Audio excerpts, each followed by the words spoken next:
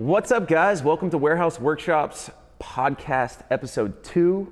We have the man, the myth, the legend right here, Gabe Kimpson. Gabe, just tell us a little bit about yourself. What do you do? Man, what's up, everybody? Hey, how are you? Man, it's so funny because I love this question and I ask it to everybody, but then when I get to ask myself, it's always a little weird. But no, man, the shortest version of it is I feel like I found filmmaking pretty late in life. I came to Los Angeles as an actor. I thought that was my path, and I previously had been an engineer in college and I loved it, but I kind of felt like my art side was dying while I was studying engineering. I switched to English and speech communication, and so I got to take a bunch of acting classes, and I was like, oh, this is great, I'll be an actor. And I came out here in 2010, and man, it wasn't just acting, there was no jobs to be had at all. Yeah. But through that journey of being an extra and learning how awful that life is, to taking a bunch of acting classes, to then realizing, just like anything, you got to take control of your own life. And so I started writing some scenes for myself, shooting little things, and eventually wrote a sitcom pilot.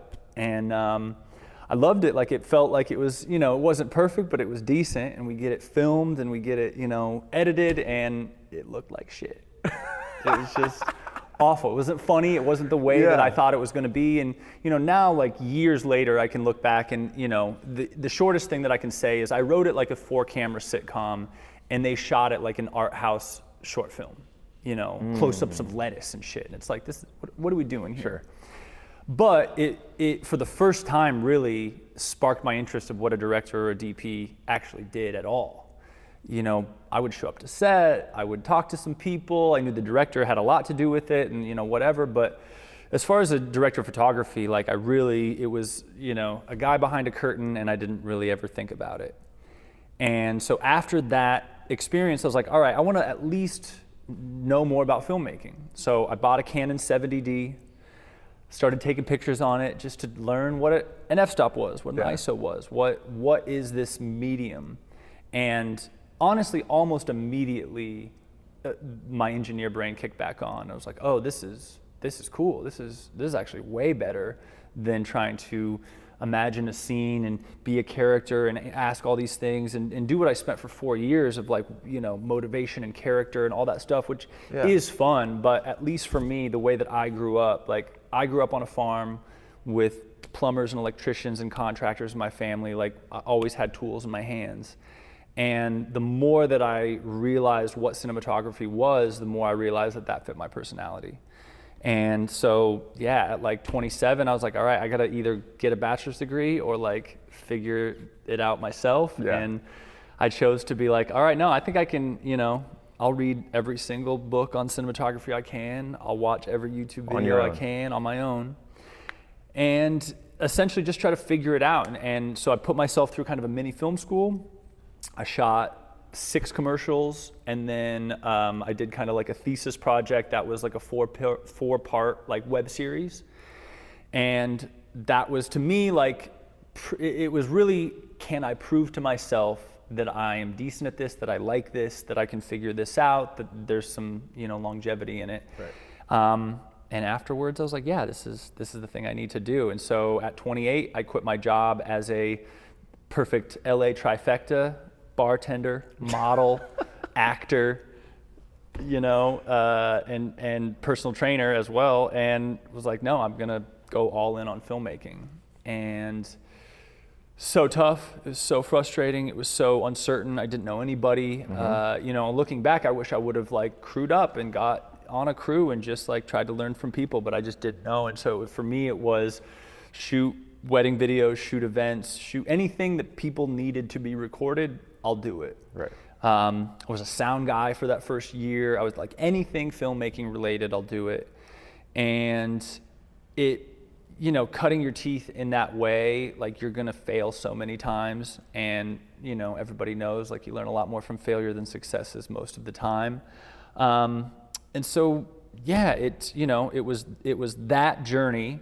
And then fast forward now 10 years later, I I can't imagine a different way. I'm sure that there was a more efficient way, but through that journey, I was able to find camera operating, which was something, I was always looking for something athletic.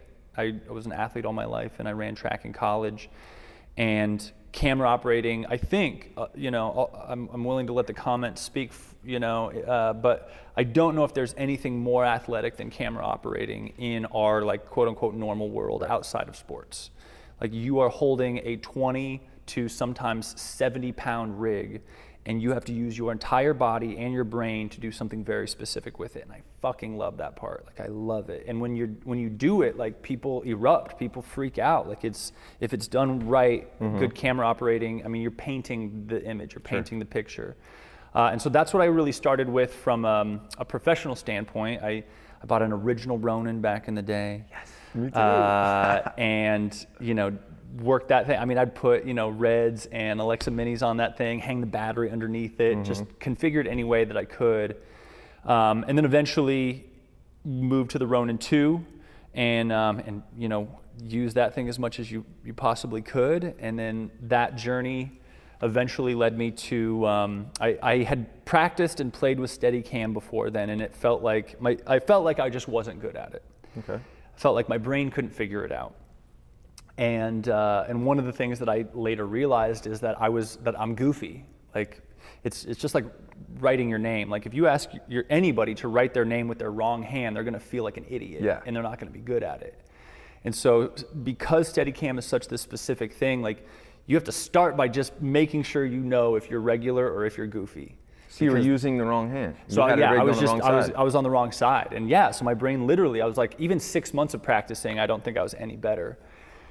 And so eventually, I don't even know what it was. I think I was like on set with a good Steadicam operator, and he was kind of salty, but he was willing to answer some of my questions. And it just dawned on me. I was like, what if I'm just goofy? Like, what if I'm like kind of left-handed? And from that point on, it was like, oh, okay, yeah, now let's relearn this. And at that time, there's a company called Smart Systems out of Italy, and they made a like Ronin setup, which is like the Trinity, but you put the Ronin on top. I remember we tried that out. Yeah. And it's wild. The Ronin is so heavy. It's so much heavier than the Trinity head, but it was fun, and it was a fun way to move the camera. And at that time, I had already done a year of Unsolved Mysteries, and so the second year, I was like, all right, let's try this Ronin setup. And man, we had a 30-pound package on it. It was a Venice with K35s and a full Preston and everything. And so on the arm, it was 71 pounds. Holy and I mean, I'm doing, and this is like doc style. So we're like following people around for like 15, 20-minute takes. Yeah. And it was good in that the shots were smooth, and I was able to do a lot more, even just nodal stuff, or even just walking, with camera sideways and I'm walking forward, where you just can't do that with the gimbal very easily, and so that really opened my eyes to like, oh, there's a reason why Steadicam is the thing. It from a physics perspective, it makes the most sense of any camera modality ever because of the way that it operates. And then when you throw in things like the inertia of it, it moves in a way that we really love. Gimbals, I think most filmmakers can understand that there is a certain je ne sais quoi that gimbals do that we don't really like, or that kind of throws us out. Kind of out that human element, right? It's the electronics. Exactly, whether it's a perfect pan or a weird whatever, whereas like, really good Steadicam, it's floating, it's omniscient, it's almost godlike. Invisible. It's invisible. And so that perked me up to like, okay, no, now that I had a Steadicam rig, let's practice this and let's get really good at this. And so that was like the end of the pandemic, 2020, 2021, when I went full in with that. And now, I love Steadicam more now than I ever have. And so that was that part of it. But then all along, I was still learning and loving cinematography, which, as I know we'll talk about a lot with this, is there are so many similarities, of course. Yep. But at its core and at the process level, they're so different. And they require very different mental processes and preparations and all of that stuff. And so putting that Steadicam conversation aside, all the while I was still figuring out how to be a DP, figuring out how to be a better DP, what goes into being a DP. And being able to get on some of these bigger shows, I got to look at great DPs and see what they did. I got to talk to them while in process or talk to them after the shoot to be like, hey, what about this or why this or whatever. And yeah, for better or worse, I'm, 10 years into it. And I still feel like I'm exactly 50-50. Like half of my work comes from cinematography and half of my work comes from Steadicam. And as much as I can get in my head about, oh, you need to pick one lane, I still don't want to. I still love both so much. I'll wrap this thought up by saying that I just shot my first feature film as a cinematographer last month. Congratulations. It was fucking wild and crazy, and it was a 70-person set at our biggest days, and as you know, just commandeering that machine and being ready for anything that might go wrong and making sure that you're scheduled and playing, like all that takes so much work.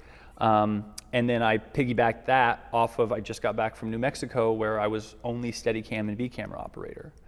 And getting to be able to have those two, dichotomy, two almost like completely different worlds, it was another reminder of like, oh no, I love this. Like I love every aspect of both of my jobs. Okay, this is a good question, I think. Yeah.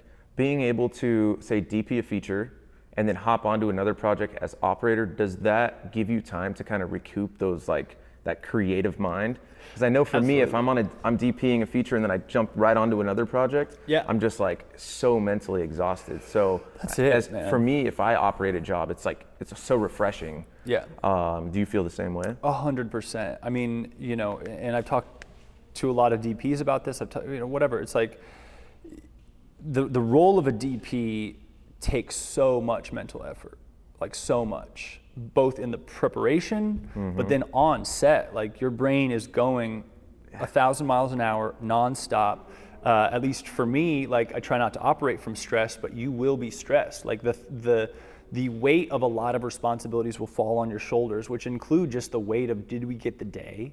Did we get the shots we need to get? All that is running at every moment, and that's part of being a good DP, is handling all of those thoughts and emotions, and then being able to deliver confidently, comfortably, and beautifully with what you need to do.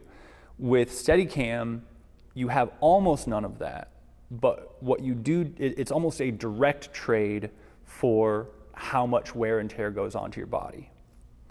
And so, you're trading. You're either destroying your brain and your cortisol levels, or you're destroying your body and your back. Yeah, physical versus mental. Yeah, absolutely. And for me, I love both, and I love being able to take a break, like you said. Yeah, but I think it's healthy being able to bounce back and forth like that. It really is, because I know eventually someday I won't be able to. My body will not allow me to do Steadicam, and I'm okay with that.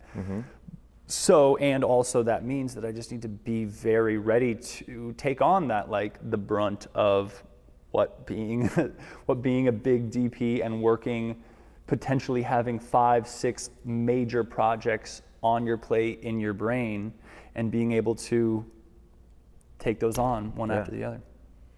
I love what you said about having like that engineering mindset. I know me, like I'm good with my hands and I'm good with figuring stuff out, from the way that I think about it to putting it into like a mechanical thing. And that's why I became a DP, is because there's so many bits and pieces I get to make a reality, right? I get to like put stuff together. I get to pick cameras, I get to pick lenses, I get to figure out all the technical details, sensor sizes, and dynamic range and different characteristics of things, and putting that all together. So I can definitely relate to kind of that engineering mindset. So going back to that, I really love that you didn't go to film school. I went to film school, and I think the main thing I got out of it, first off, was putting myself in different positions, like you said you did. So that kind of connected those two things, like the non-film school with the film school, how you took it upon yourself to kind of try out different things. You did audio, you've done operating, I'm sure you've directed. Like you said, you wrote your own pilot series and stuff. And then, so all those bits and pieces, I feel like come full circle when you're becoming a DP. But then the other thing that I got that you also got, which is so cool to see that other people that aren't going to film school are still getting the same exact things, which is kind of what we're trying to do with Warehouse Workshops, is the networking aspect, right? Yeah, so exactly. George Orozco and I met in film school, and he was my inciting incident in my story. I met him and things took off for me. And so it's cool to see that even not going to film school and doing the University of YouTube and just getting yourself out there and making that push, you're still, like, I guess, I don't know, you'd have to speak on it, but you met a lot of people doing that, right? Yeah, I mean, that's, you touch on all the things that I tell people all the time, with the idea of film school. Is like, if you are young and you have a little money, do it. Do film school. You will meet, the odds of you meeting 1 to 4 people that you'll work with the rest of your life is insane. Yep. It's almost 100%. That's what film school will give you, as well as just meeting other people immediately that are in the right mentality, the right age, the right socioeconomic background, whatever it is that you want to say. Film school is so good at that. And I don't care whatever anybody says, there are good teachers out there. There's a lot of good teachers. Just because you're a cinematography teacher doesn't mean that you failed at cinematography or that you didn't make it as a DP. Right. Depends on the school that you go to, of course, but still, you're going to learn something. Sure. But it's the not biggest thing is end that all networking. be all. You It's have not. to go to film It's school. not, absolutely not. Because, but what, like you said, is then you need to replace what that film school does, which is, of course, just education of lighting and cinematography and shots, which you can get on YouTube University. All that information is almost the exact same. You will also need to learn how to meet people, talk to people, see how you fit in and are valuable into the system. And most likely you'll have to work for free, which is what film school and students already understand. They're paying to work. Exactly, right. They're paying to work. You starting out will have to work for free. That's just how it is. But then, then there's that other aspect that I think needs to be developed is self-confidence. If you go to USC and you graduate, and even if you're struggling, you at least in the back of your brain is like, well, I went to USC, I got a pretty good education. I talked to, if you don't, and this is something that I've had to deal with just like personally and spiritually, is like, you have to develop good self-talk, because this industry is up and down at best. And when you're down, you can't get even more down by saying, oh, I'm stupid, oh, I didn't go to film school, oh, this guy went to USC, this guy went to Chapman. Like, you can't get in that, because that won't produce productive or powerful, insights into how you can make your career better, how you can grow, how you can meet more people, whatever it is. Yeah, it's amazing. It's so crazy. Yeah. I love that it's one and the same, but I feel like taking the other path, the non-film school path, you really have to be a self-starter. You got to. You have to, or Which you're just is gonna filmmaking. Like, filmmaking is self-startership. Sure. It has to be. Like, it as well as anybody. Like, having your own space, having people and network. Like, you have to. I feel like everybody that's a filmmaker is an entrepreneur, right? Yeah, it's your own business. And especially in LA, you have to like have multiple streams of whatever, right? Especially right now, things are so slow. It's like, what I'm doing is, I'm like, okay, start a studio. That's right in my vein. I'm a DP. I know what people are looking for in sets. Exactly. Build something like that. All right, now let's think of a product that we can make, right? So then engineering and like entrepreneurship and filmmaking, like get into a filmmaking product, try and create a stream out of that. Be a DP, be an operator. There's your another stream. The more jobs you can do, the more streams you have to be able to navigate all this. I have a big question. As a DP who started out on like one man band gigs and stuff like that, I operated almost like 99% of the time, right? Yeah, of course. I shot my projects and I operated my projects because I was a Movi operator, started as Ronin, transferred over to Movi, and 90% of the jobs wanted me to operate that and do it. Mainly because of budget, right? Not being able to hire somebody else, but also I was really good at it. You being a Steadicam operator, is it hard for you to let go of that position when you're shooting something as a DP? It's a great question.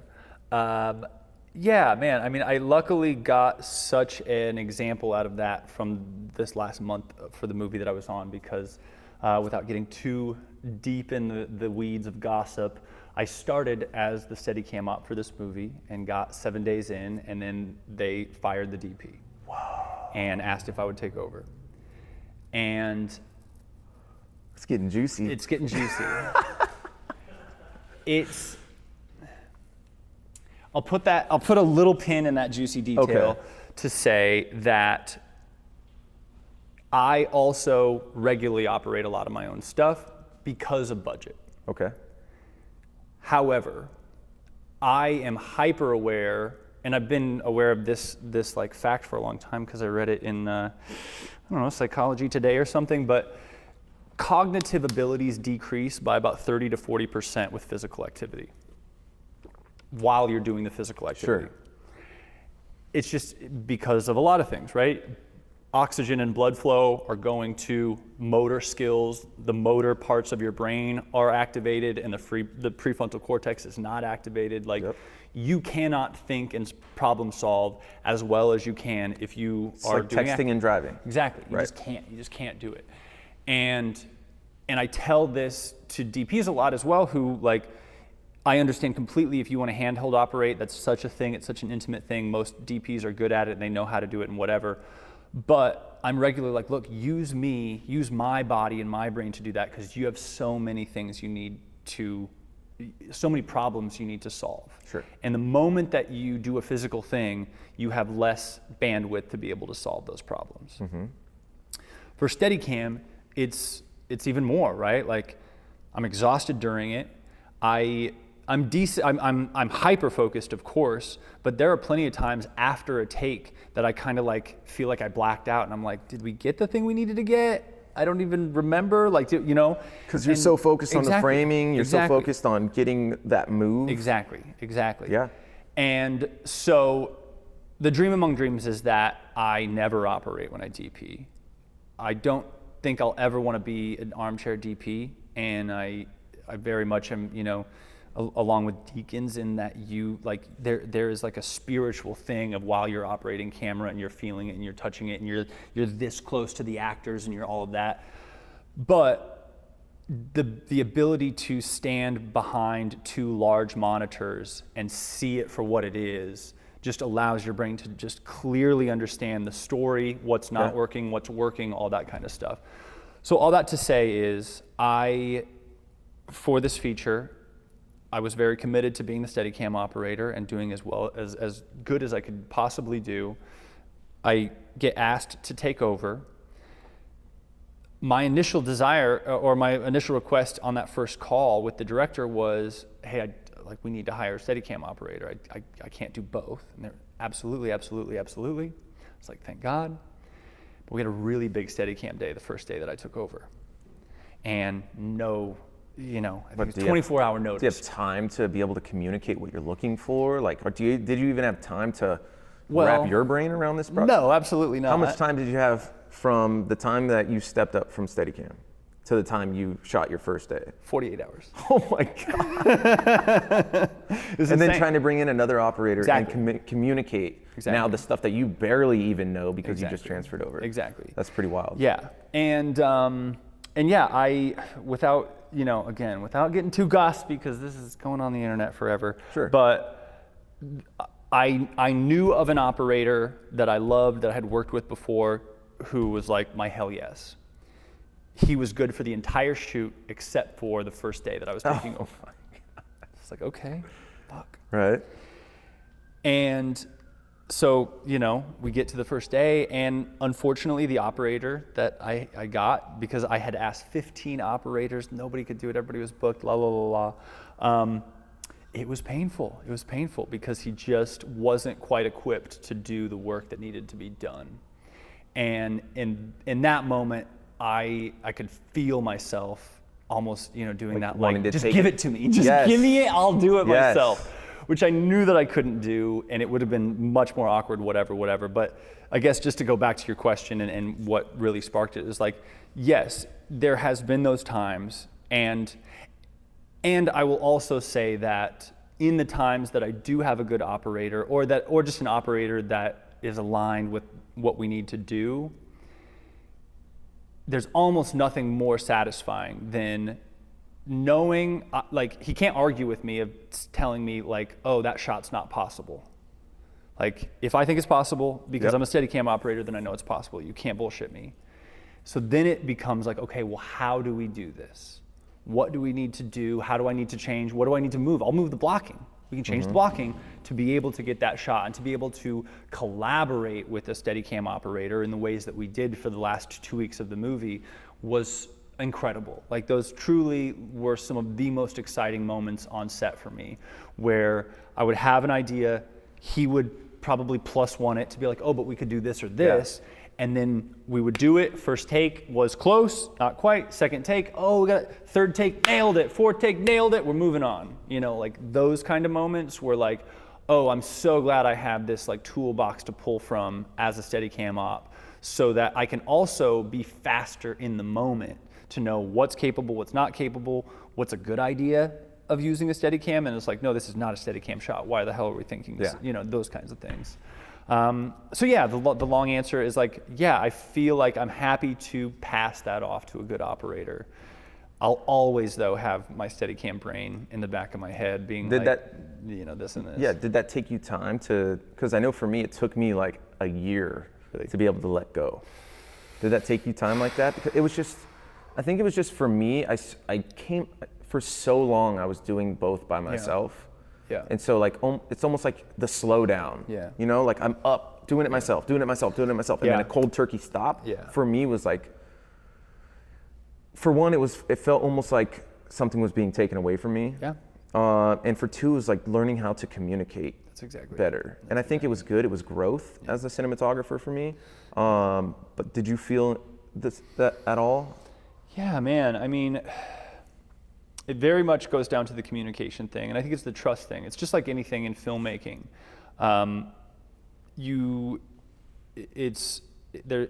There is a chasm of difference between people you work with who you trust, and when shit is hitting the fan or high stress situations or we have no time, and you'd be like, hey, we need this and this and this, and there's hopefully like even a short form of communication to know, even if you mess up the words, they understood what you were talking about. Sure. It's like having a good gaffer. Yeah, where it's exactly. Like, I almost don't have to talk to him. He knows what I want. Yeah. He knows what we've been doing forever. 100%. Yeah. And gaffing even more so, because like, if they either mess up or do something that you didn't agree with, now we have to relight, and it's going to take so much longer. Whereas like with the camera operator, most of the time, it's a one take. If it's the rehearsal that really fucked up, it's like, okay, whatever. Let's not do that again. Let's do something a little different. Sure. If it's a situation where the shot is very fucking difficult, then it's a harder thing to do, right? Because for me, as the DP, then it's like, okay, well, did I design a shot that was unwinnable? As an operator, it crushes me because I never want to be bad at anything. I guess I'll segue this and give that whole topic a little bit of a break by saying, like, the hardest shot that I've ever done was the very first shot that I did for a director. We had never worked together. I got hired by the DP. And I was just day playing on a feature. It was you know, small budget, but like decent feature. And just quickly, the shot was, I'm goofy, so camera normally is over here. He wanted to be as close to bushes as possible over here, so I'm against my body.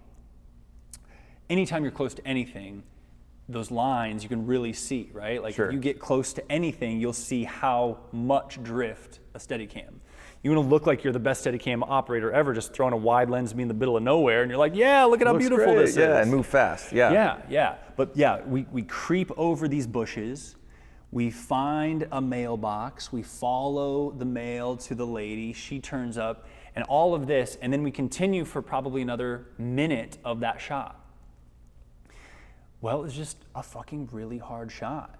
And I could tell from the rehearsal, because the rehearsal was just me getting used to it. We're on rocky terrain, we're up and down. We have really precise moments where she stops and we have to be framed. Get that palm tree out of there. We gotta make sure to get the palm tree out of there. So you gotta be boomed up another 4 inches to make sure, you know, all these little things are going on in your brain. But the worst part is that inner dialogue of, oh shit, I think I'm messing up, or oh shit, I don't know if I'm doing a good enough job.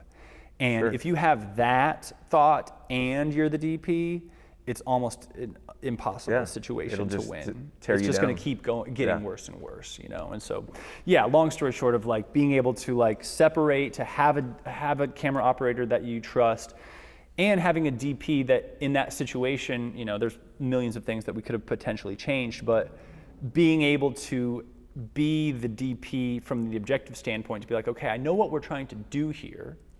Let's think outside the box, and maybe what if we bring up the doorway dolly, and we doorway dolly for the first 8 feet, and then it's a step off, and then we do the whole 2-minute move. You know, things like that. I think again, going back to that idea that like any physical activity is going to decrease your cognitive capacity. If you, as the DP, can decrease some of your physical stressors and needs, you will think more clearly, and you'll be able to answer problems easier. Yeah, 100% agree.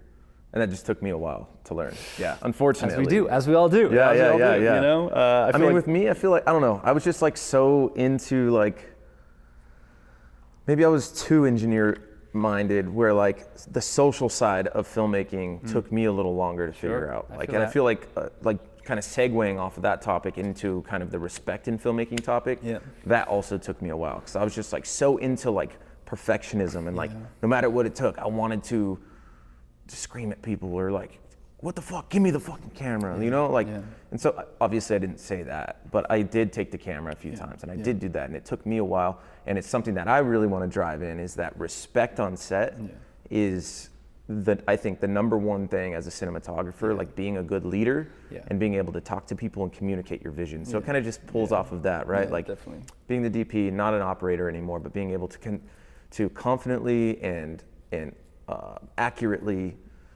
discuss with people rather than getting frustrated. Yeah, 100%, 100%. And off of that, it's, you know, everyone performs better if they have a win. Sure.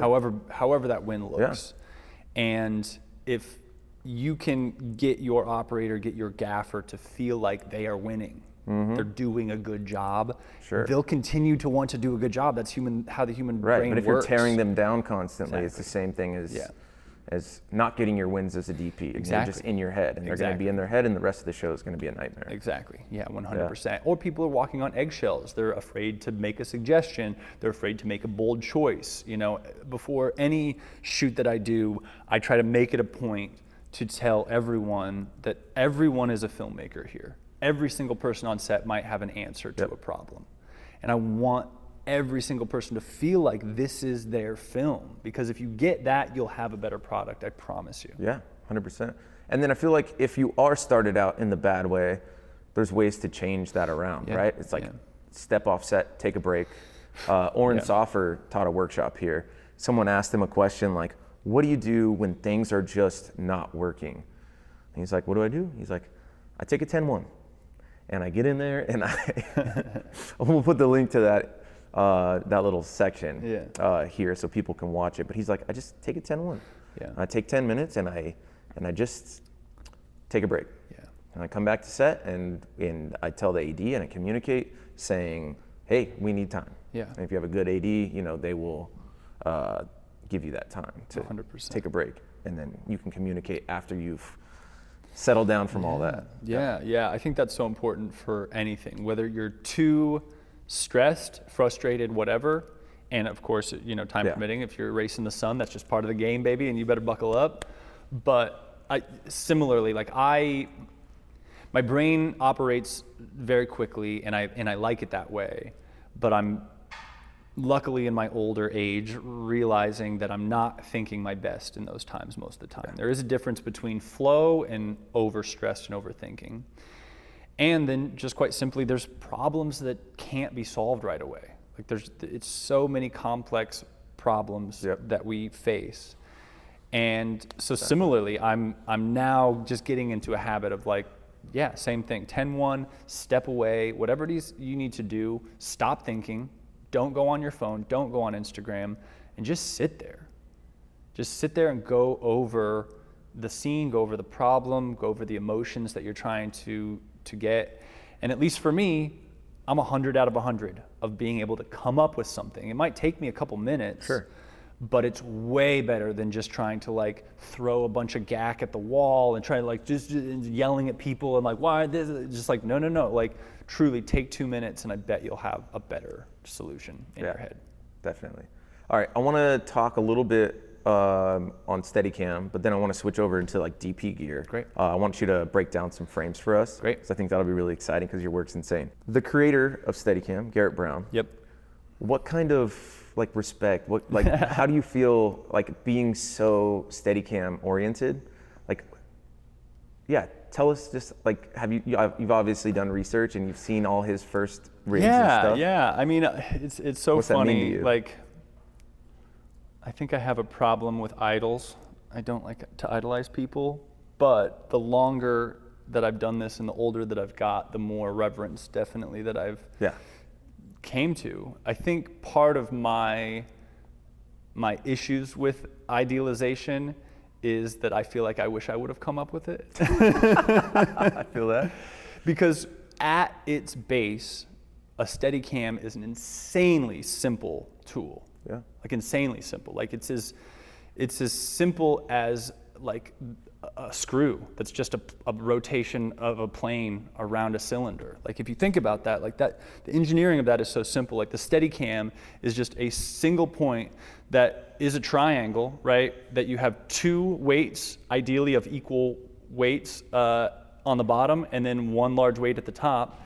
And the whole goal is to get those in balance so that if you spin that thing, it's going to spin perfectly on a nodal perspective and have dynamic balance is what we call it. That on an arm that takes a little bit of the cushion away from walking, it's crazy. It's crazy how simple it is. But as almost anybody probably in filmmaking knows, the engineering that goes into making a good Steadicam is insane. You can't just buy a pro-aim Steadicam and be a great Steadicam operator, sorry. And then you go into, okay, on the surface, this is a pretty simple, inertia-based thing. Yeah. Should be pretty easy, right? No, it's one of the most difficult things possible. It's truly learning a new skill. It's like learning to walk or learning to ride your bike or something. Like the brain doesn't necessarily understand it right away. And the fact that someone in our lifetime, because filmmaking is so new, but I mean, this was what, like in the 70s, in our lifetime was like, oh man, we need to move these cameras because that's cool. How the fuck do we do it that is smooth? And the idea of him, I'm sure tinkering like we tinker all the time, coming up with something like that and then changing the game forever is incredible. I think if I'm not mistaken, he had like a production company. He's in a studio with a dolly or something. Okay. And somehow they were trying to, I might be confusing him with someone else, but they were trying to like create like a dolly move, and for some reason that it was supposed to be like a single man dolly move, and so they were having a problem doing it like with limited people or whatever. Yeah. So that was why he started to create it, which was kind of like the inception. But yeah. I mean, it's insane. I mean, to me, at least in my brain, and I know that the internet will fix us if we're wrong, but it was going up the stairs for Rocky. That was a big thing. Like, how the fuck do you get cameras to move up while someone's running upstairs? Steadicam. That shot in The Shining where they're in the maze, I'm pretty sure a bunch of those were prototypes too. Yeah, like on Rocky, like he was sending prototypes to film sets all over the world. It was such an exciting time. And it was like he only had a couple of them, so no one knew how to use them. Right. So he was like, I think he was going with them to like train people or do it himself. I'm sure. Like, what a wild time. It's a wild time. And then for me, something that like I revere just as much as all of that is, from my understanding, Garrett also invented much of the cameras that we watch the Olympics with. The dive camera, the camera that goes into the water, Garrett invented that. Okay. Pretty sure he invented the football cam that's, being pulled on pulleys to be able to go over the quarterback's huddle. Whoa. Pretty sure Garrett invented that. Like, his brain understanding engineering and communication, which is what I think cinematography is at its base, is insane. And it has changed all of the world's ability to watch and be in the middle of things that we normally wouldn't be able to be in the middle of. Right, that's amazing. Yeah. Okay, springboarding off that, I think this is something I wanted to ask you, because I think of creating new stuff all the time.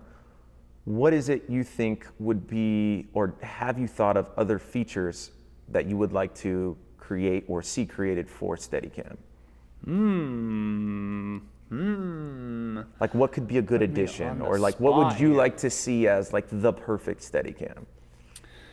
Man, that's a good question. I mean,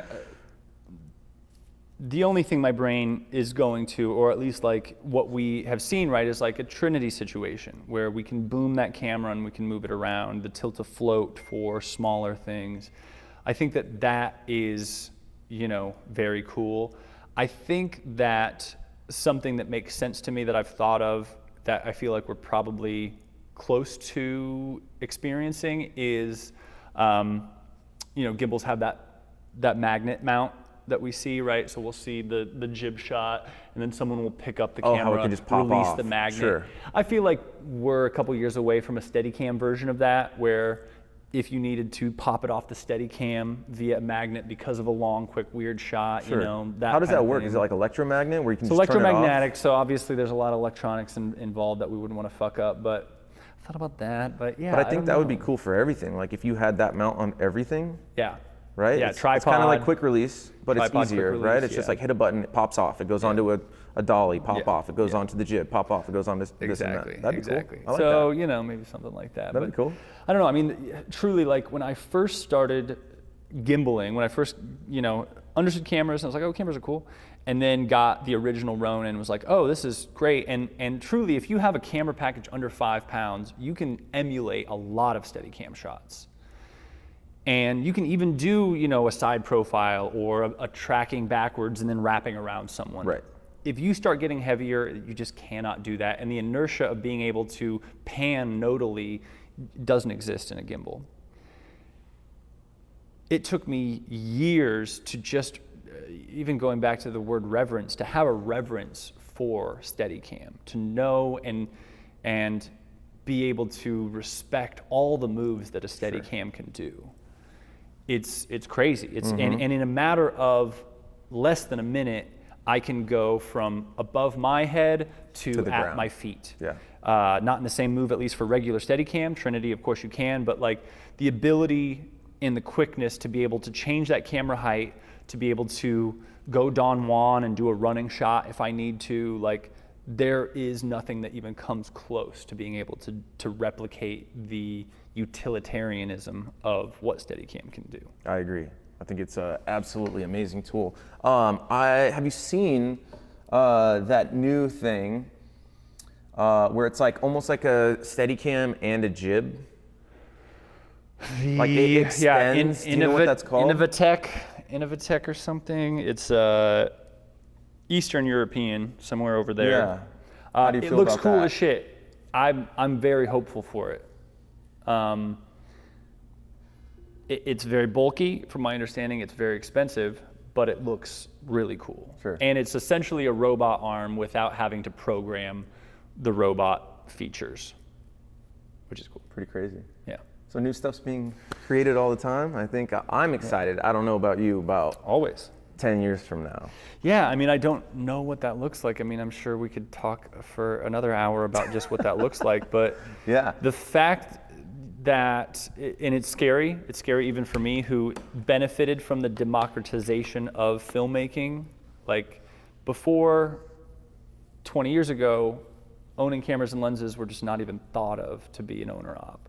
Now it's almost the exact opposite. Like Everybody you owns. have to have something to be able to be Competitive. someone in Yeah. the industry, whatever Sure. it is, beneficial, you know, in some certain ways.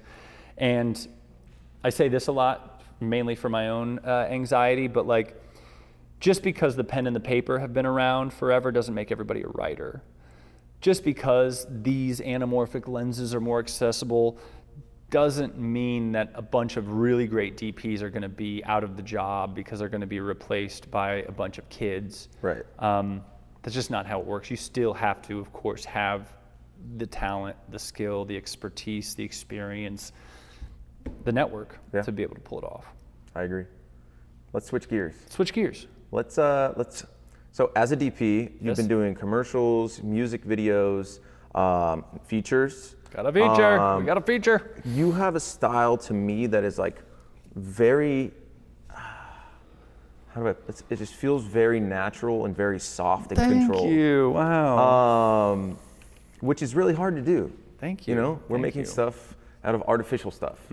So being able to make it look like light is coming from the stuff that we know in the real world, while maintaining a certain look and a certain style and something that is on par with the creative. That makes the client happy, that makes the audience happy, that makes the director happy, that makes you get hired again. I kind of want to know a little bit about how you do that. So I know we picked out like 3 videos. It'd be cool to just kind of show them really quick, and then if you could kind of, we have a Wacom tablet right there for you, just kind of draw on the screen and like kind of just explain the process that went through kind of some of these stills. So kind of talk us through this project. What is this? So this is a commercial for UC Health, University of Colorado Health System, with Coach Prime, as you can see, Deion Sanders, one of my childhood heroes and idols, which was so fun to work with. This shoot, we had 5 spots to get to in 2 days. And it was so interesting, so fun, because all of them had to be different. All of them had this like unfortunate white room office that Coach Prime was in. We'll show it right there. So he's just in a white walled room, not my choice. This is a great example of try as much as you can to talk to the production designers and the executive producers and directors early and often. Because if I would have known that their choice was that he was going to live in a white room office, I would have A, had better thoughts of how we light this, and B, tried my best to say, what if we didn't make it white and we made it any other color? Sure. But yeah, so this is just one of 5 spots.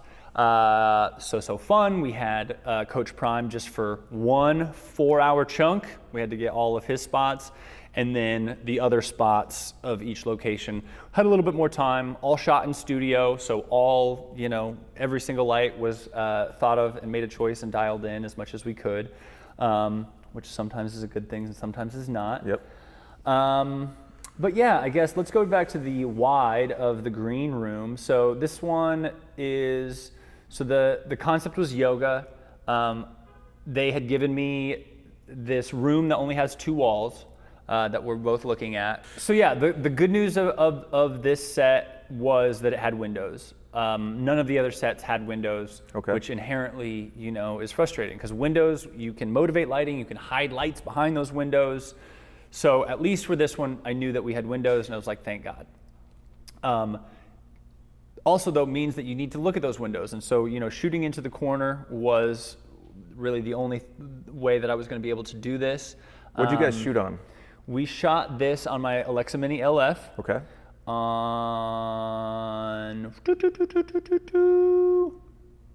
Zeiss maybe? Zeiss Supreme Primes maybe? Okay. Pretty decent package in general. Very clean. We wanted as clean of look as we could go. Great dynamic range. You still Great got that dynamic detail range. on the window. Yep. So I'll just say this out loud is the biggest thing for me. Oh, here we go. Biggest thing for me that I would always like to change is this fucking bullshit over her head. If we would have just moved this thing over here. Oh, I think you are. Oh, now I'm. Here we go. You're on eraser. All right, well, we're going to erase all this that I just made a mess of. Look at that, look at that, look at that. Boom. So yeah, so this tree, if I would have just moved it over here, I would have been happier for the rest of my life. But it was one of those where like we had a shitload of plants, as you can see, and it was like all up until we were about to roll was like, well, what if we put it here? What if we put it here? What if we put it there? And then this one just ended up right behind her head, and I hated it. Okay, but let's talk about the good stuff that we liked. So I had an incredible gaffer for this.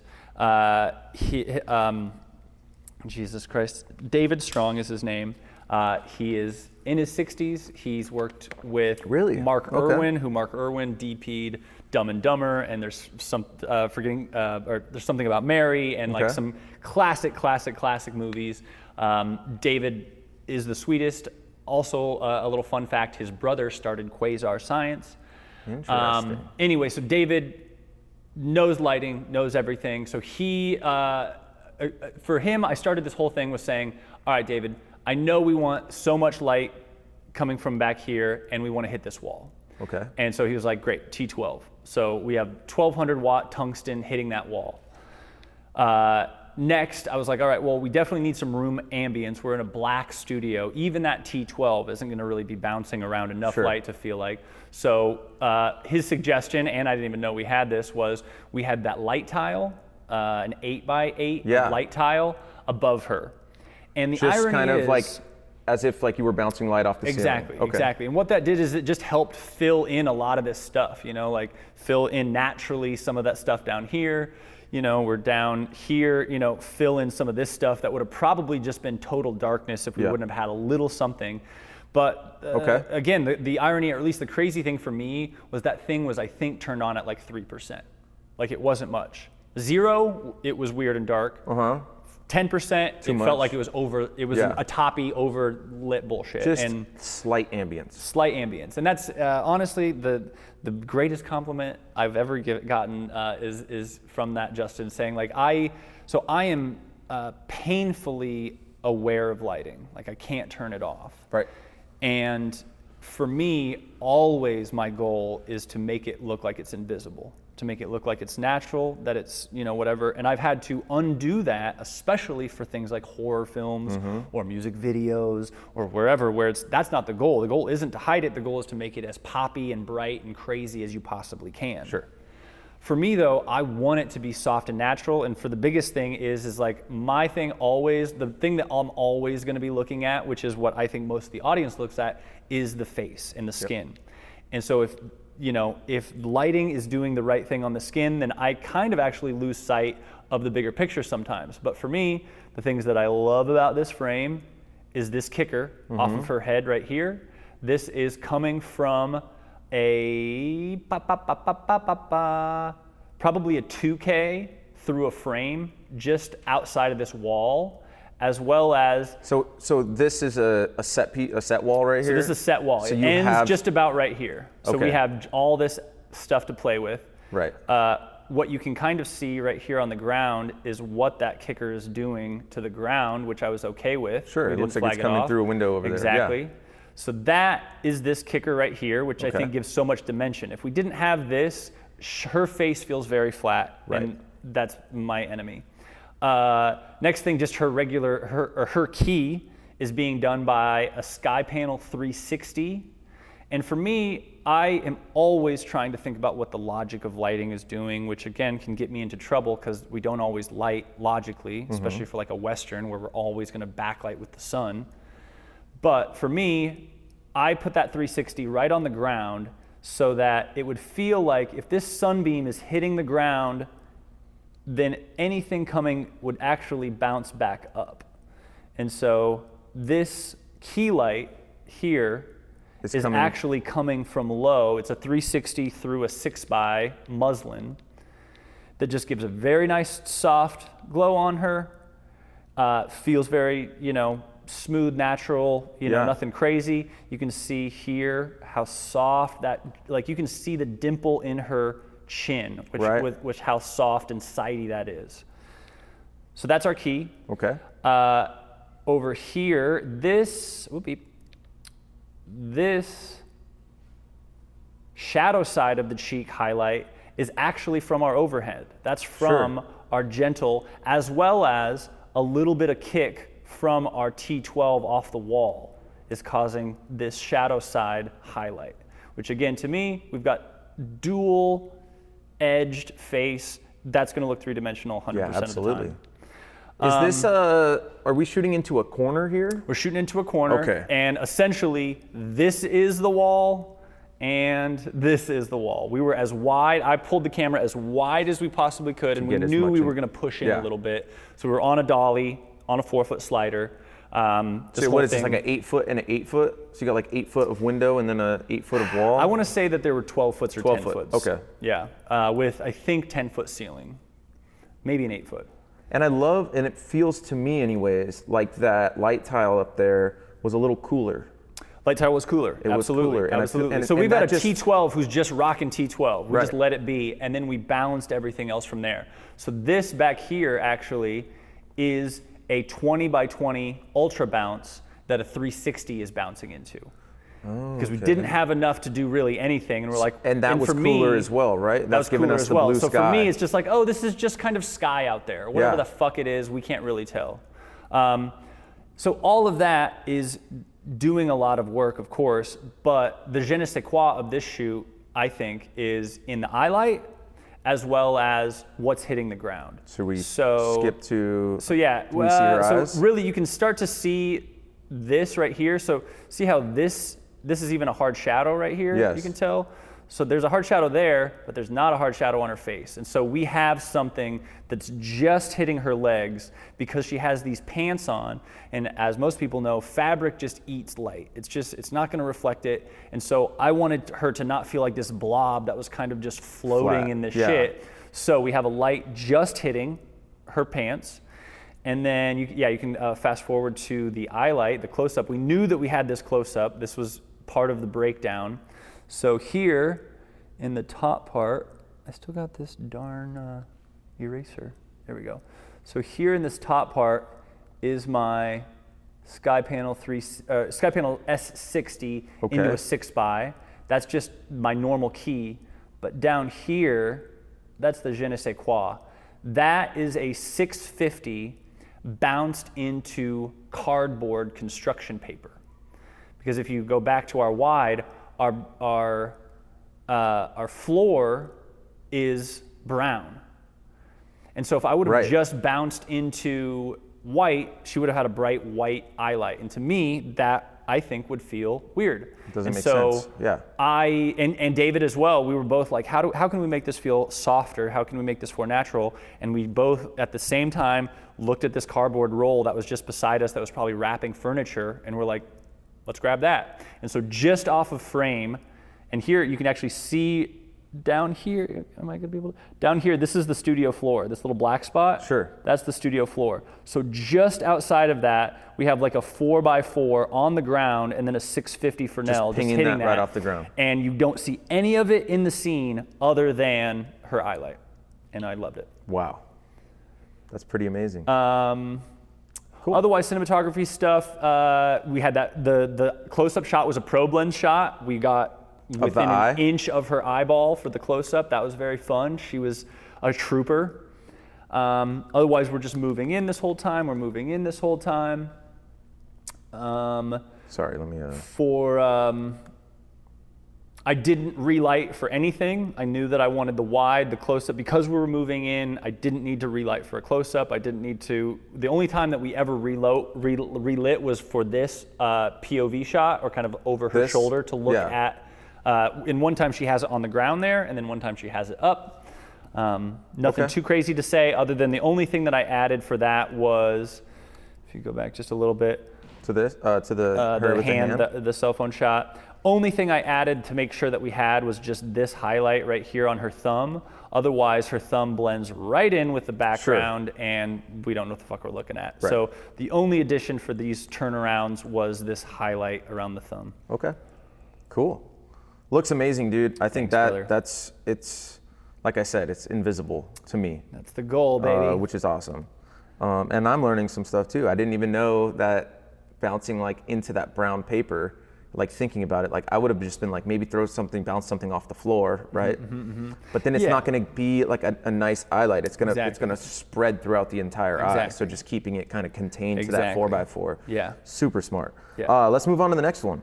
Yeah, and so that concept we actually implemented a couple more times is like, okay, how can we utilize the space? And there's a great company called Bluff Bounce that creates 8x8s that's like, bottom layer is brown because that's what dirt is. Next layer is green because that's what grass is. Next layer is whatever. Top layers are blue because that's what the sky is.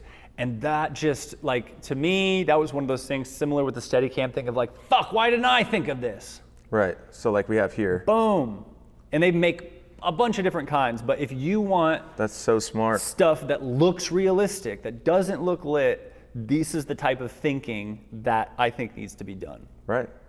Yeah. Sky, trees, ground. Right. Yeah, right. look at that. Buildings or ground and sky. That's so smart. Great for the desert, really great for the desert. I mean, obviously desert, you can get away with a big white eye light because everything's so bright, but if you're looking for narrative, really naturalistic stuff, I can't speak highly enough of that. It's awesome. All right, let's move on to this one so here. switching gears here. Switching gears to music video. So similar to my style, which I have to admit all the time that I have one and whatever, is I'm always trying to be as narrative based as possible, which means it needs to be natural, it needs to look nice, look at that skin looks dude. Oh skin looks needs to be good, because at the end of the day for me, as much as I love commercials and music video, my dream is to shoot feature films and television. I love narrative filmmaking, and so even my music videos, I'm trying to be narrative in it. So this one, set in a castle, it's a set here in Los Angeles. Is this Alan's place? I don't know if, this is the hallways. They have a Star Wars themed set that they just built, which is actually really cool. Do they have caves? No caves. This is the only cave-like kind of thing. Okay. Here's a great example also of a video that I should have had a Steadicam operator on, and I didn't because I was just rushed in a million ways and wish my operating was better, but I digress. So you were operating this as well? I was Steadicam operator and DP for this. We felt like we didn't have that much Steadicam, which is why I didn't. And of course, as the day goes on, we had just stay so on much. it. But for this one, it was difficult in a lot of ways. One of the reasons why it was difficult is because that hallway is a ceiling. It's a cave, so there's nowhere to hide lights. The whole hallway has a nothing. It's roof. just a roof. And the director, we have all these candles, right? But the director, and I understand so, he's like, I don't want this cave to feel like it's lit from the candles. I want it to feel like it's, moon ambiance or whatever. Right. And so, okay, how do you light that? So for this one, we lit from the outside as much as we could. So we shoved. Let's go back to one of those wider shots, and then we can break it down a little bit. All right, so here's our wide. Here's, when we scouted the location, I was like, okay, this is what I need to solve for, is a shot like this. We didn't get very many of the wides, but always the wide is going to be your hardest. Sure. You know that. So first things first, I wanted moonlight to be coming through here. The color grade kind of got changed for a lot of reasons, but in general, at least the lighting is doing the thing that I wanted to do, which is feeling like a hard source is coming from a distance or a height that, for me, does a couple things. One, when she walks through it, she's going to be hit by it. So the goal was to make sure she didn't blow out by getting hit from that. We used like a shower curtain to just break that up really, really close to the light. So you're still getting the beams. So you're still getting the beam, it's just softening it a little bit from the Fresnel. Some flavor. I knew that it was gonna, once it hit the wall, it would bounce back, so that gives us a little bit of ambience. We knew that we were gonna have these fake candles, but they were not going to give us anything. They were just gonna be practicals in the back. But as you can see, this roof, there's nothing. There's no place to hide anything. Yeah. And so all of the light had to come from here, and then I made a choice that I still stand behind, which was to put a little dot light on camera. So so that she always had an eye light no matter what she was doing, and if I did ever find myself in a close-up, she was lit. Was it logically the thing that would make the most sense? No, but we'll go back. Also, one thing that I'll highlight from my gaffer, Sam Lynch, his great idea was to crack this door open a little bit, hide a tube back here, which if this wasn't here, this all just goes into darkness. It would just be completely black, exactly. No detail. Yeah. No detail, no depth, no anything. Our goal always as cinematographers is to take a two-dimensional image and make it three-dimensional, and so just that little addition helped so goddamn much. So let's go to that close-up, and we can tell, so this is her getting hit by that moonlight. This is her dancing in that moonlight. There's a really good close-up. Did we pass it? We might have. There's a couple of them. So right there. Let's go, I think a little bit there. Great. So Let me turn you on again. There you go. So there is a little opening which is causing this. We had my Hudson Spider in softbox mode, really similar to these kinds of things where it was gridded. It only was spilling down because otherwise it would spill all over these walls and look really, really fake. But that allowed her to have a focal point where she could stop and we knew she was decent lit. But that's where this top light is coming from. And that's kind of getting her nose a little there too, Getting her right? nose exactly right there. You can kind of see right there, a little nose there. But her whole face would be almost totally dark if it wasn't for, and that eye light, for the dot light that I had on camera. And that's the I use the Aperture one. Oh, okay. Which MC I Pro? love, the MC Pro. Yeah. It's great, Sidus Link, la la la. The DMG Dash one is a larger source, and I think that the diffusion is actually a little bit better too, but both work splendidly and beautifully. Right. And that's what, about like, it looks like a 5 to 8 inch 6 disc. inches maybe. And the coolest thing, not the coolest thing, but a cool thing with that, especially for someone who gets so anal retentive on the logic of lighting, is that if I were to get close or she would get close to me, then that light is going to increase in intensity. I didn't for this because I kept it so low. I think we had it at 1%. But if you have your gaffer or a board op on Sidus, they can be riding that slider as you get closer or farther away to really sell the idea that you're trying to sell. It's so hard to do that when you're like in your go, and it's like, oh shit, we're gonna have to ride a dial. Yeah, Exactly. but I agree. I think it's having something that is controllable via DMX or app is awesome. Yeah, it's great. So what else you got going on here? Okay, so nothing the too same much. stuff, Yeah, let's right? keep moving Okay. on. I think we got these hallway stuff. Fun, hard, difficult. I think it sold. I wish I would have, from a cinematography perspective, if I would have been an operator or not an operator, what I would have, also you can see, if you go back a little bit, you can see us hitting the ground on that same kind of thing. It just helped break up darkness. It helped, we cut it off. You can see the gradient here. We cut it off so it didn't hit her face because it was just too much. And it also allowed anytime. Still has that 45-degree angle. Exactly, still trying to match that. We loved all of these lines, of course, that got caused by all that. But I would have, I think I shot all of these wide shots on a 24. Looking back on it with how cool the space was and how much she was moving, I wish I would have lensed down and went to like a 20 mil or an 18 mil, at least for one take, to just feel how wide this is. Right. And that's just something that, again, while you're operating, you're not thinking about that. You're thinking about how your body hurts, or did I get the shot, or some of my rolls were all off, or I had whip pans all over the place. Sure. Again, another example of get an operator when you can get an operator. Okay, so really similar stuff. We just played around in this scene up until kind of halfway point, and then we moved to this scene, which I really loved. Let me find that shot of the two of them. Yeah, there's a 2 shot of this. And then also, I'm sure you guys are noticing some lens whacking in there. Woo! Okay, so what do we got going on here? Director's request was that they're in a black void. Okay. And that was pretty much the only request. Told me a little bit about the scene where this guy is playing devil on her shoulder kind of character, and she is playing this like innocent angel that eventually will, turn dark. And knowing the director, knowing his style, knowing the vibe, dark is his vibe. So I'm like, okay, well, first of all, and almost always, we're gonna far side key. So what this is this is a 300C, pretty deep up in these rafters up here. Okay. And then above them, there is these kind of like slats that you'd maybe see on like Pirates of the Caribbean or something, where it's just like, there's a good 6 to 8 inches between boards, but there's just wood slats. And I was like, oh, this is great. Also, it's only 7 feet, so almost directly above this guy's head, who is as tall as I am, 6'5". So we had no space to put lights, hang lights, anything. So we're like, well, let's just put it in the ceiling and let's put our diffusion over those wood slats. So you just laid it on top? Laid it on top. Okay. And I know that you're like this as well. Great is important.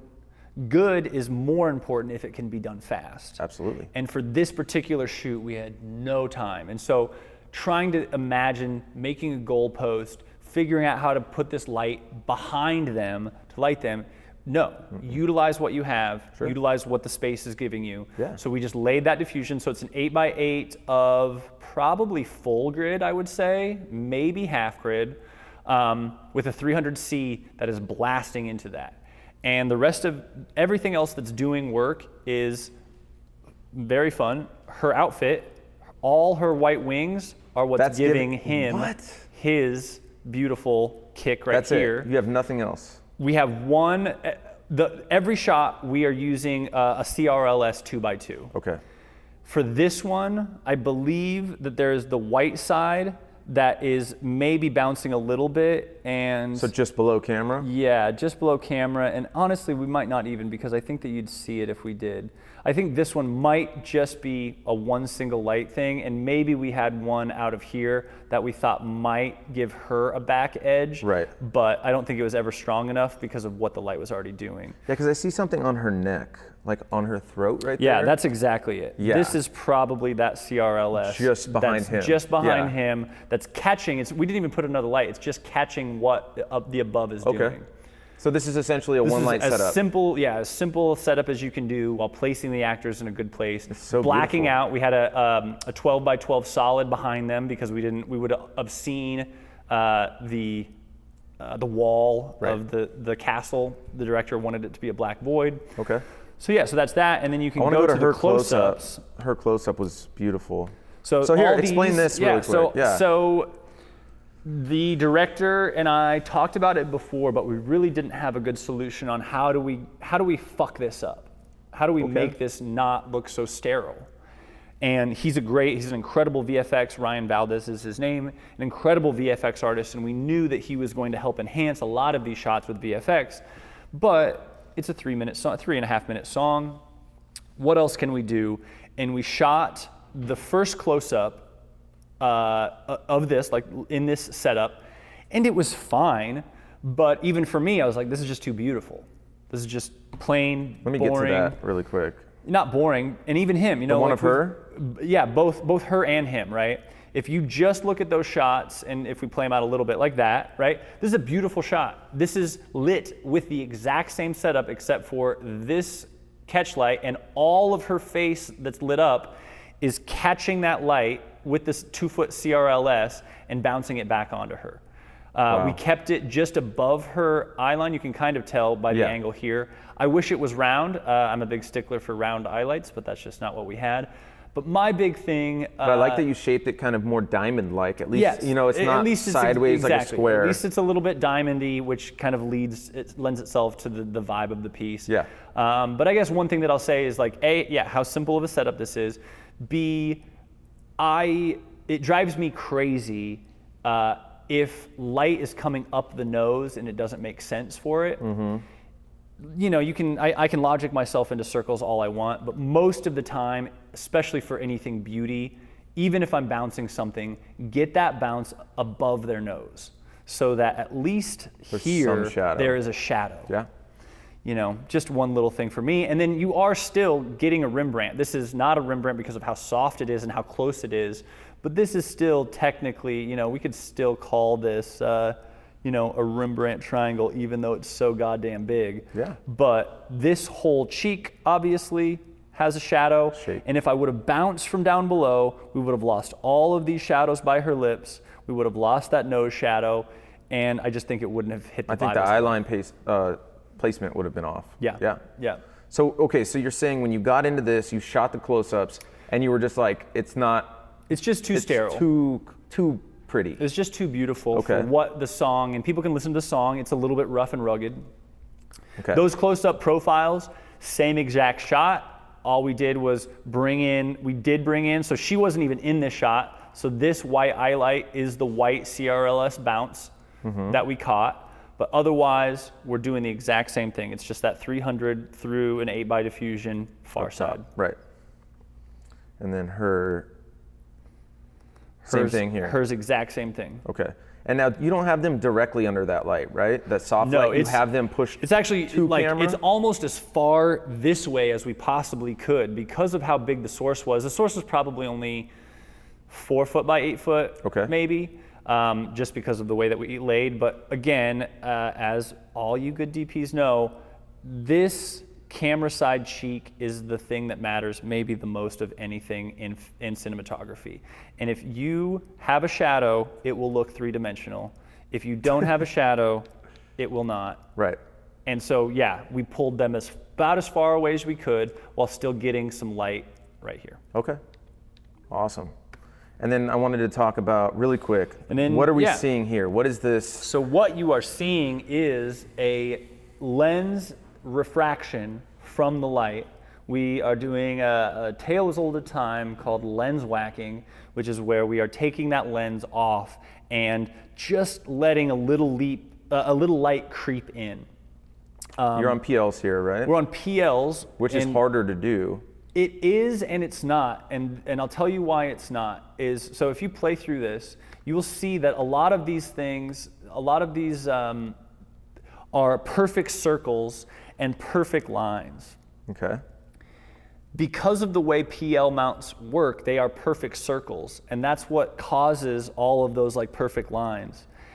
I've used EF mounts before, but because EF, they have that little like lip on them, I was able to completely close that hole and open it just slightly. Now, are you pulling all the way out of the mount? Not all the way. I mean, it's not in the camera, or it's not in. Yeah, so a PL mount is long, right? Yeah. And as it slides in, that whole entire slide is kind of not Right. usable, right? So you got to get it just outside Just of enough. that. Like, it's so hard. And so what I did with this is I am holding the camera, or holding the lens with one hand, holding the focus with the other, because you can't really hold focus with this because you're taking the camera off the mount. Right. Any motor would not work. And then I have my, I think I had my gaffer operate camera. Okay. So I'm holding 2 cameras and I'm just trying to find right at that fine-tuned mark where it's fucking up, and also making sure that the whole image isn't fucked up so that we can actually see Sure. her lips, see her eyes. Too far see- away, everything's out of focus. Too Yeah. close, you're not getting those. If anybody's ever done characteristics. it, they'll know how hard it is. If you haven't done it, try it. It's so fun, and it's such a unique That's awesome. experience Yeah. that Yeah. it's you can't duplicate this without lens whacking. Yeah, all those lens effects and stuff, it just doesn't give you that feel. You just can't. You just Yeah. because it's literally just flashing the sensor with And it's random lights. there's a motion to it too. It's like Yeah. it's like a parallax. Like Exactly. the lens goes one way, the image goes the opposite And way. the cool thing that they didn't even, so the coolest version, so we tried that lens whacking, I think I only got 4 takes at it. There is, the lead singer of the band didn't make the video because they thought it would be confusing. Okay, fine. But his was the last one and I nailed it. Do we And have that? We Oh, don't they have it. didn't We use don't have it because he didn't make the cut. But one thing that is cool that I want to duplicate in the future is it can be fucked up, it can be fucked up, it can be fucked up. And in the same ways that we camera operate and we try to highlight a really important moment, Sure. and we get really close or whatever, if it's fucked up and then it lands perfectly on a moment, it feels so good. Yeah. It feels like he's all discombobulated, but then for the line that mattered, it's perfect. And Yeah. we are, even the focus just like, and there's nothing, like he kind of gets a couple of these where it's like messed up and then it goes to regular, but again, there's just nothing like being able to like fuck it up and then have it land perfectly. That's amazing, dude. And then yeah, this do you is wanna go to pretty the much end of this, it. or- The end doesn't matter too much. I think the only things that were maybe difficult from a cinematography perspective is we have all of these point sources. I wanted to use diffusion on the lens because I'm really falling in love with glimmer glass. I can't stop it.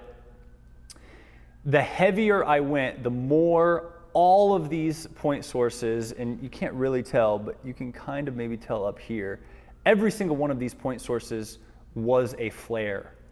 And the heavier the diffusion that I went, the more, because we had a diffusion filter, lens, and even the go-between between lens, the front element, and that filter was causing another flare. And so we didn't get a whole lot of footage in this because anytime I parallaxed around her, all that you stuff would moved. feel all of those. So that was a difficulty. They didn't color grade this the way that I wanted to, but from a lighting perspective, we have a chandelier. I think if you keep playing, you might see the chandelier. We had a chandelier up here. For these shots, I'm very proud of. I had absolutely no time to light, and I'm really proud of how they went. So that chandelier with 2 blue tubes is causing that right there, which I think is nice. Her skin and her face is kind of being lit by all these candles, but not really, because they're all fake candles. They're not real. And so what she's being lit by is 2 Titan tubes that have half-grid diffusion over them. And I'm not gonna be able to make this. There we go. Nope. And for this one, I guess going back to the point that I was making before, this one she does have light coming up her nose because that's what makes sense, and she's looking down. Right. If I were to light her from up above, then she's gonna have shadows under her eyes. She's gonna have the worst shadows. She's not gonna be beautifully lit. La la la la la. So this one, in the same way that I lit that girl who was sitting down with that S60 and put it on the ground going up, you know, use your judgment and see what makes sense and make sure that you're getting the shadows you want. Yep. But yeah, so this one is just 2 tubes that I believe are vertical. They're not horizontal, because if they were horizontal, I would have lost some of my nose shadow here. It would have probably wrapped more into her shadow side, and I wanted to make sure we had enough contrast. And then, yeah, I think that's pretty much it, other than there's this cool shot that everybody loves. I mean, I did work in that I set up the shot and I lit it, but Ryan's beautiful VFX works on her eyes, I think, is what really sold this. Absolutely. As well as just choosing a lens that, for me, this is the 50 mil on the Are you on the LF on here? the LF. Okay. So like fall off is crazy, and I don't know what caused this, but we have rainbow chromatic aberrations. That's not post.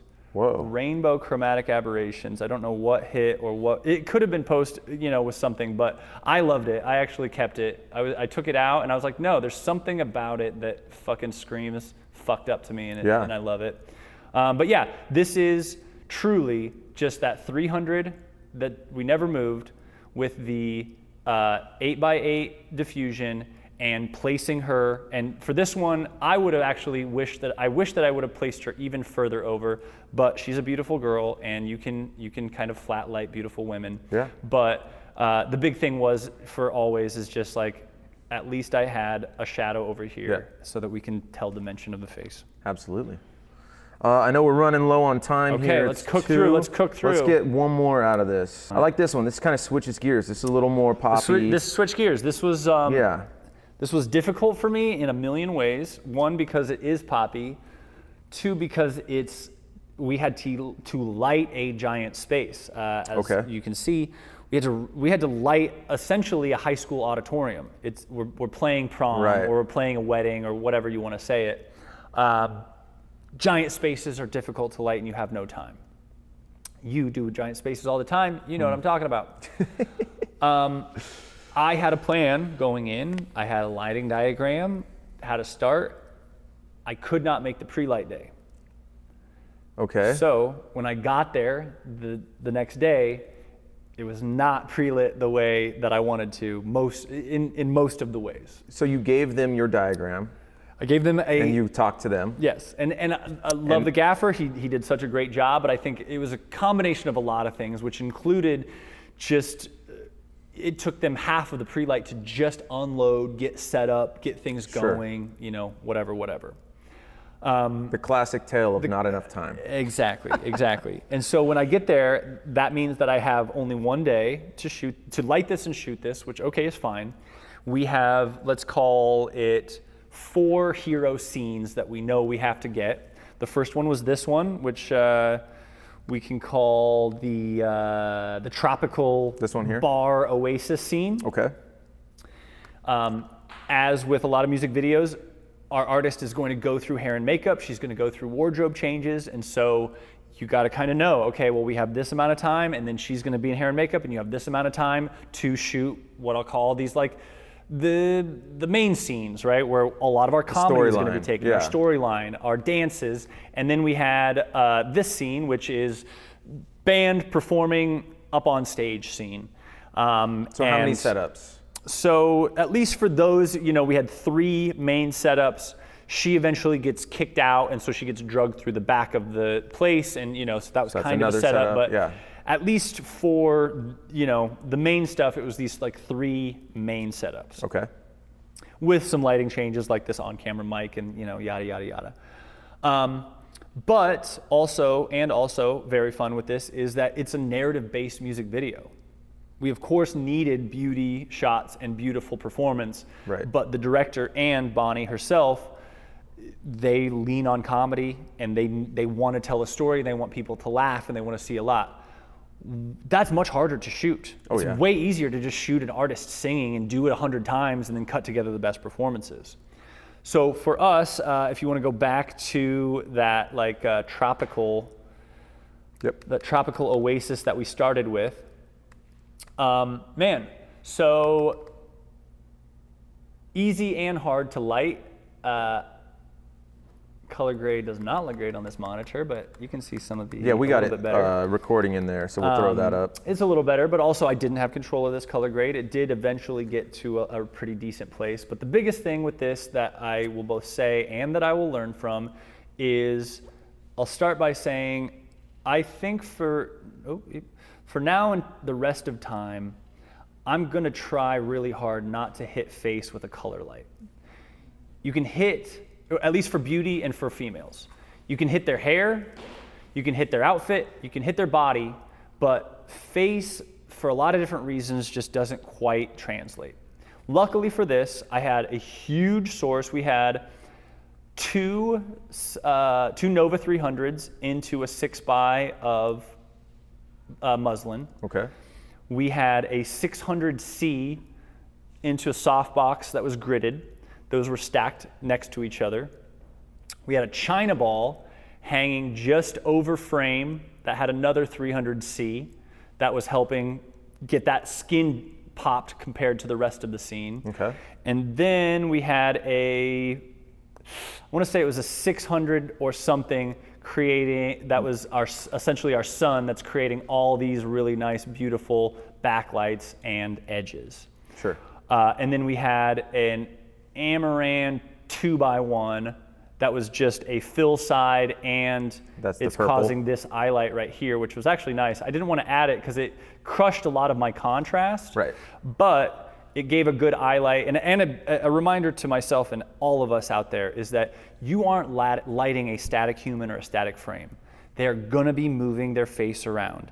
And hopefully you have multiple planes where they can look and they'll look beautiful. Mm-hmm. If they can only look beautiful while looking at camera, you might have a hard time with the artist or with anybody, sure, because that's just not how humans react unless you have a shot that like, don't move, look only here, whatever. And so actually adding that little Amaran at the very end helped a lot, because anytime her face looked this way, she Boom. At least had a little something. Yeah. Awesome. So that's that. Yeah, it is what it is. We have lights. We had, I think, some Novas lighting that background. Oh yeah, let me go back. Sorry. You know, just to giving these purple and reds down here. Is that background colored? It is already colored, but okay, it did not show much color. Like pop. Really all the color that you see is color that we had to add to it. There's some haze on there. There's some yada yada yadas on there. Are you using diffusion on the lens? I think that this is probably a half glimmer glass, if I were to guess. Okay. Maybe it's a 1. And I think it's a great choice for this project because it's supposed to be 80s. Yeah, exactly. Yeah. This 80s vibe, you know. Okay, and then she gets on, right? So, you know, again, talking about like lighting her and making sure she can move around. She ends up getting on that table, which, you know, we didn't have, and then she ends up getting this shot, which I think is my favorite shot of the whole piece. Is she finds, you know, just because she's moving, but because we have all of these other sources, we have our backlight here, we have everything, is that this is giving us this like really nice beauty light that is not necessarily like this like breezy frontal lighting that we usually see. It's actually more of a narrative based kind of 3-dimensional beauty lighting that I really love. But you still have, you know, like what is this? Like I'm talking about the ratio. So Oh, your ratio sure, is not yeah. like 2 to 1 here. It's still up there. Yeah, right. So you still have that beauty out of it, but it Exactly. still gives you Exactly. some shape. Right. Exactly. And, help out your artists, help out your makeup artists. Like this doesn't have a lot of beauty cleaning. It's because of the lighting and makeup that you don't see her wrinkles. Like that's just part of the game that we have to play. It's beautiful. I love that shot. So this stuff, these are all fun. All of these people for the most part are lit by the 2 Nova 300s into a 6x of diffusion. This one's a little bit different. You want to go? Let's talk about this. This is like our widest shot, I feel like. Yeah, so I knew anytime we look at the stage, I knew that we had these can lights, which I believe are, man, I'm gonna fuck them par up. cans? They're 1K par cans, but like at a really thin beam. Like you can see how thin these beams are.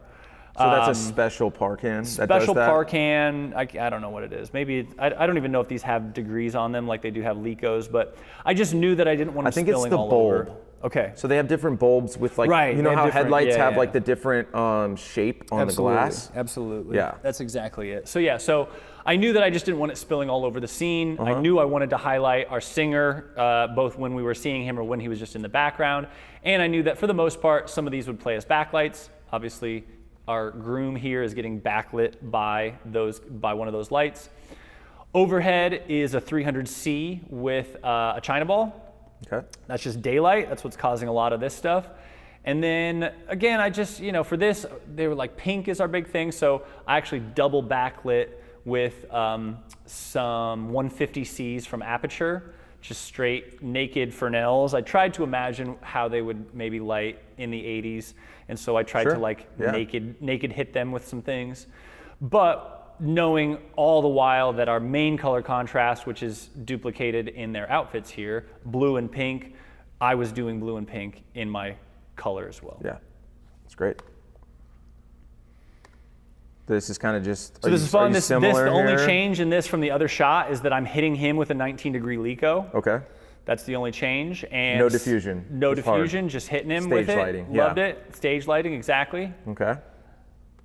Now this is a new shot. This is a new shot. The only addition for that was an on-camera dot light like we had before, but I'm blasting it. And that has no diffusion on it, right? This has the ball on it. Oh, it still does. This has the ball on it, yep. You can kind of tell by how soft that shadow ends up getting a little bit when it's farther away from her nose. But the main thing is that MC is actually pretty small. It's like 2 inches by 4 inches. Right. If you make that source a little bigger and you're pretty close, you actually get a pretty big eye light. And for me, big eye lights feel better than little eye lights. Okay. Yeah, I love it. I think it's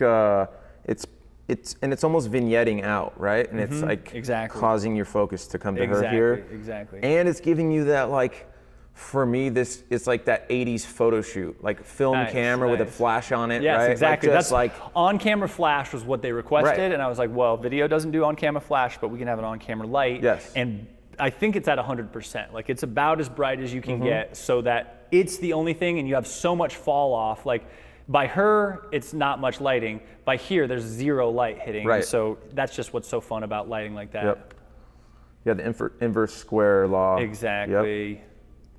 So we've seen all these. So I guess for these big spaces, so you've got to pick your battles always in cinematography. We have 25 people on set. We have individual moments with almost every single one of them.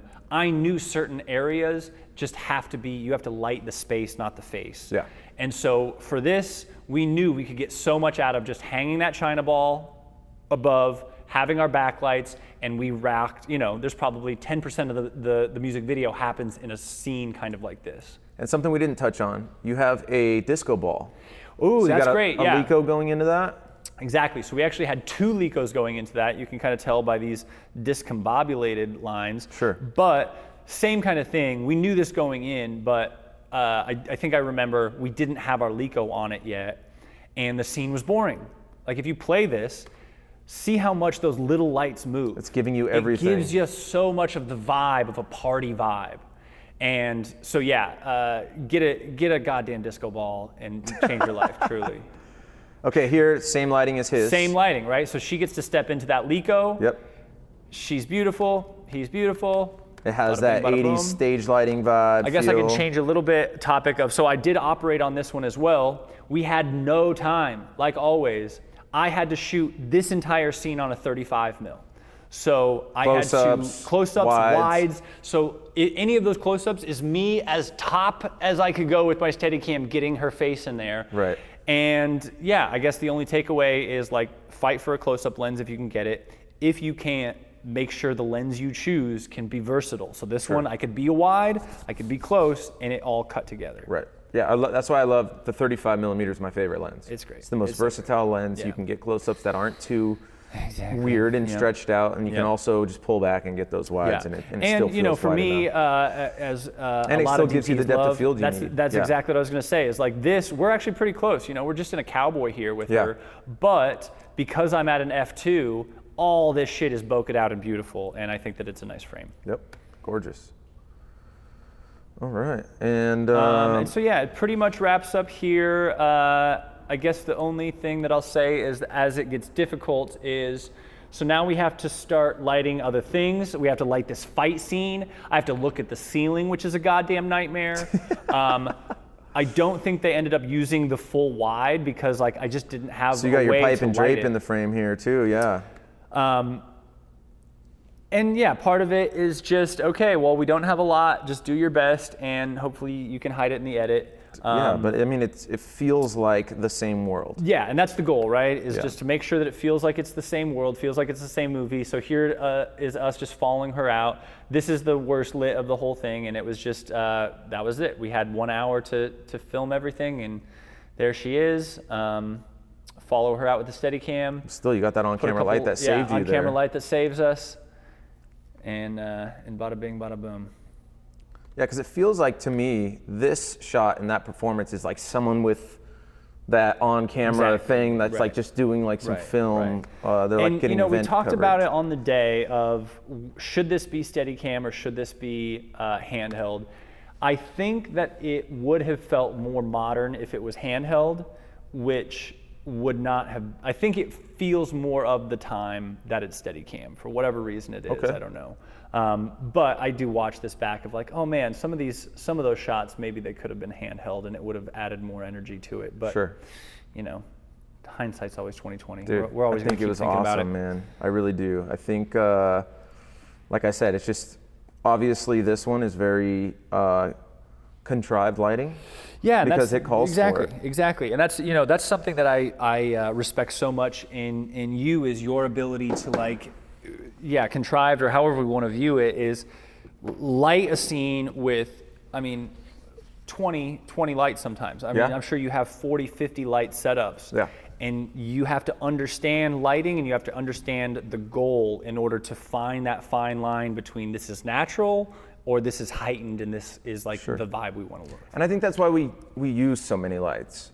It's because we don't want to, we have to move fast. A lot of these big VFX videos, we got to do in a day or two. Yeah. So we have a pre-light day and we have a day shoot, just like you here. Was it this one? Yeah. So it's like, okay, what can we do to protect ourselves on the day when we know that we have a huge budget music video and we have to move fast and we can't afford to relight all this stuff? Yeah, exactly. So we'll do 2 giant soft boxes where you'll have the control to turn one off or turn one on depending on where you're at. Boop, boop, boop, boop, boop, right? Yeah. Obviously, we got to light these big green screens. Yeah. And then there's like a bunch of hard backlights. Like, where do you want boop, boop, boop, boop, boop? So we're going to dress them to be every 10 feet. We're going to have a back edge. That's hard. And you just know they're there. Yep. We don't have to move anything. We can turn them on or off as you need, right? Yep, exactly. And now, I don't know if you've seen like all these motorized yokes. But Aperture has this motorized yoke, so now you can put them all in motorized yoke. You don't have to go back in with a scissor lift. You don't have to move all your props to get in there if you need to make an adjustment. Life. So that stuff's really cool. Yeah, that's huge. Well, thank you so much, Gabe. I appreciate you coming in, dude. Yeah, dude. So what's up, homie? Thanks for having me. Absolutely, dude. If everybody doesn't know, Gabe has his own podcast. If you want to kind of pump that up. What's up? Yeah. Where do we find you and hire you and look for you? I mean, Instagram I think is probably the main thing, but Philosophy of a DP is the podcast. You can find that on Spotify and Apple Music, and one other one, I'll have to remember it, but But yeah, hit me up. I'm an open book. I love when people ask me questions, as I know I'm sure you do. I love this game. You know, I don't know what the finish line looks like, and I don't know if I'll ever find it, but I love the journey so much. And so, you know, anytime that I can either help someone solve a problem, come up with something, or if I can ask someone else and they can solve the problem, like it's all fun to me. Yeah, it's a big collaboration. Exactly. And we're all just making make-believe. Exactly. Cool. What's your IG? Gabe Kimpson, just At my Gabe name. Kimpson. At Gabe Kimpson, easy peasy. Cool. Yeah, my website's on there. I don't update it as much as I should, like all of us. My last reel, I'm like 2017. Yeah, right? Yeah, it's so funny. But yeah, brother, thanks again. Cool, man. And thanks for always facilitating a great space for community. It's something that we really need. Absolutely. We're going to keep it going as long as we can. Absolutely. All right. Thank you guys for watching. That's Warehouse Workshops Podcast, Episode 2. We'll catch you guys next time.